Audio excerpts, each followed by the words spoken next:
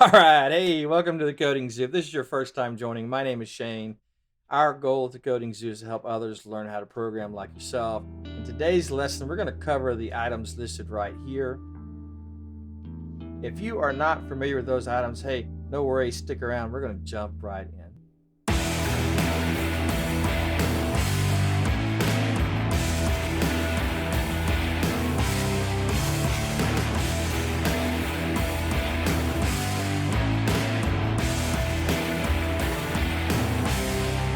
All right, hey, let's go ahead and get started. Before we do so, though, I just want to mention if you like this video and in the end, go ahead and click that subscribe button below. That helps us a lot.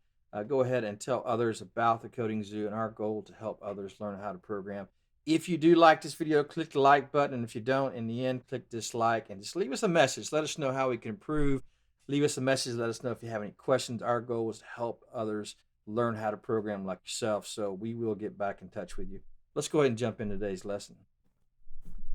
All right, so what are generics? In Java, generics are a way of basically making your code more strongly typed, giving you upfront compile time, checking as you write code versus finding a bug later on during runtime, like in production, where you might actually, break something or lose money. So generics, what is generics? Generics is a way for Java to be more strongly typed. Another term for generics is parameterized types. So what do I mean by strongly typed objects or parameterized types? Well, let's look at how Java used to do things. I'm going to create a list. I'm going to make it an array list.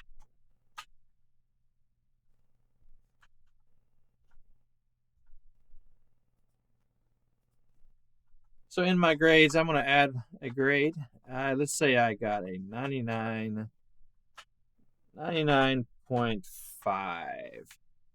And I'm going to add another grade, my grades. And I've got a 68, not a good grade. Failed that test. Okay, so makes sense. I've got a list of my grades. Well, this array list is not strongly typed. What do I mean by that?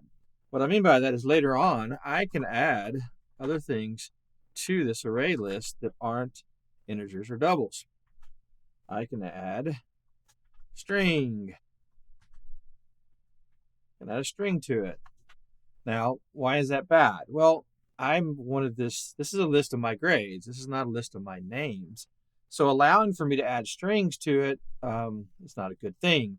Later on, if I want to add these grades together and then average them out, well, I'm going to get an error because you can't add numbers and strings and average them out, right? So you can see this array list not being strongly typed, not being tied to a particular type like a number, like an integer or double, allowing for strings can be a bad thing. It can cause errors later on in your code.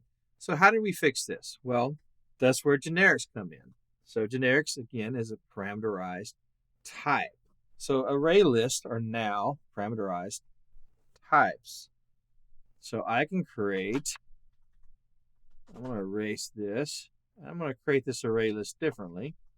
So I'm going to do list, and notice the less than and greater than sign.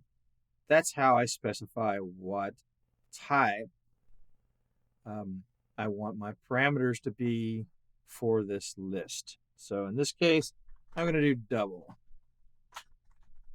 Okay.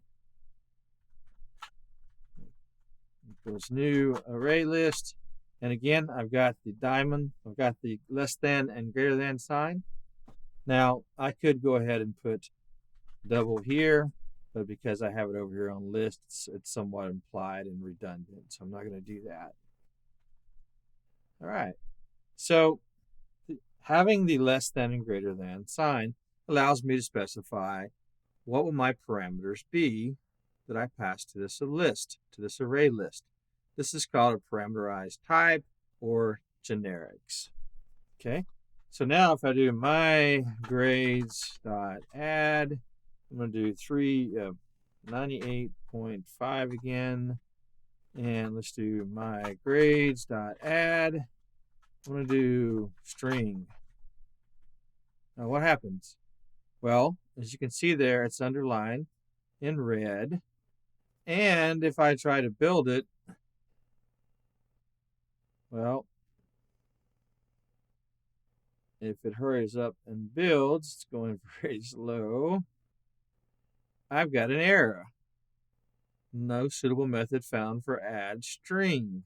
So it will not compile. So I know before I can even put my program in production and try to run it, and other people run it and it breaks, that this is a problem. This is a bug. So I shouldn't allow for this. So I'm going to change it. And let's do that.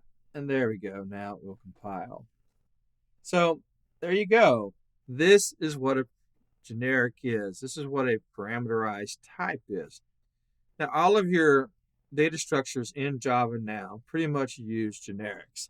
So you can be specific about what that data structure stores. You don't actually put strings or integers when you don't want. You can type it to doubles. This is called generics. Why do they do it? Well, again, it's to keep from having bugs in your program later on where people are actually coding to put data in a data structure that shouldn't be there, right? So that is the beauty of generics.